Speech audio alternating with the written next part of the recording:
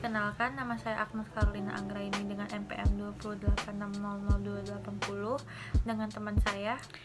Perkenalkan, nama saya Ajeng Rizka Patricia dengan NPM 208600285. Kami akan menjelaskan tentang sensory play, beserta tujuannya dan cara menggunakan permainan tersebut. Sensory play atau permainan sensori adalah tipe permainan yang bisa menstimulasi indera anak. Sensory play diambil dari kata sense and play. Kata sense diartikan sebagai 5 panca indera, yaitu penglihatan mata, pendengaran telinga, penciuman hidung, perasa lidah, peraba kulit, pergerakan atau otot dan sendi, serta keseimbangan atau vestibular, yaitu telinga bagian dalam. Adapun kata play diartikan sebagai bermain. Jadi, sensory play adalah suatu bentuk permainan yang mendorong anak menggunakan satu atau lebih inderanya. Ada beberapa manfaat dari sensory play, yaitu yang pertama, membantu perkembangan kognitif anak. John Piaget menyebutkan bahwa anak membentukkan stimulasi dan pengalaman untuk mendukung perkembangan kognitifnya. Melalui sensory play, anak akan mendapat berbagai informasi baru yang kemudian akan ia simpan di dalam otaknya untuk dipakai lagi di kemudian hari. Ketika anak bermain sensory play, stimulasi yang ia dapat akan membantu membentuk jaringan yang menghubungkan sel-sel otak anak. Yang kedua, membantu anak belajar untuk fokus. Saat anak bermain sensory play, otak anak akan membangun koneksi dari informasi sensori yang didapat dan belajar memilah informasi mana saja yang berguna dan mana saja yang tidak.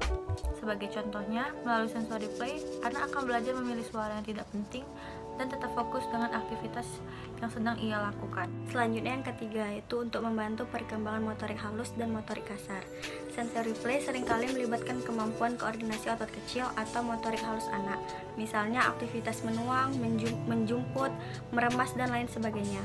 Kemampuan motorik halus ini nantinya akan dibutuhkan untuk melakukan berbagai aktivitas seperti menulis, menggunting, memasang kancing baju, memegang sendok dan garpu saat makan, dan lain-lainnya. Saat bermain, anak juga akan menggerakkan tubuhnya sehingga motorik kasarnya pun akan turut bekerja.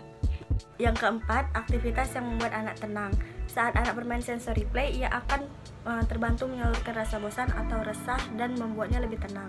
Misalnya, bermain pasir atau oatmeal maupun bermain air akan mengalihkan perhatian anak dari hal yang membuatnya kesal dan membuatnya menjadi lebih tenang.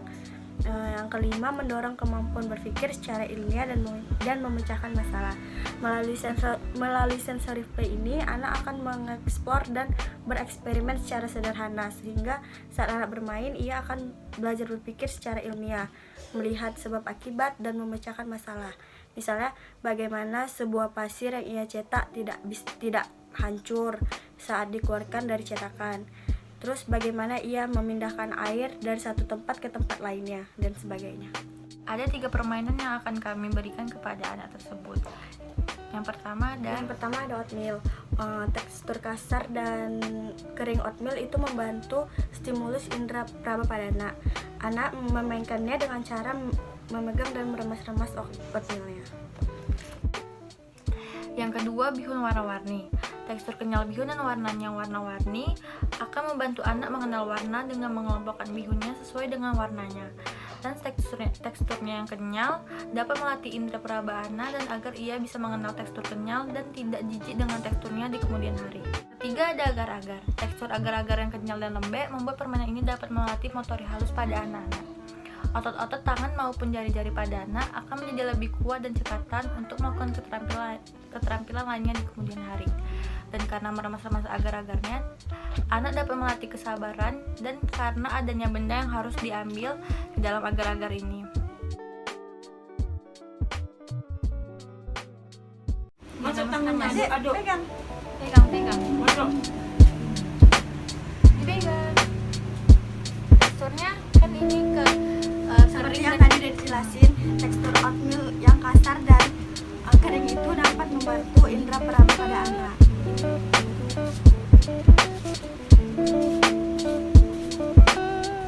Tadi jijik nggak, Dek?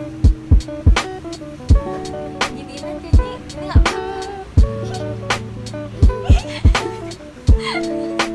apa-apa. Enak nggak teksturnya Di?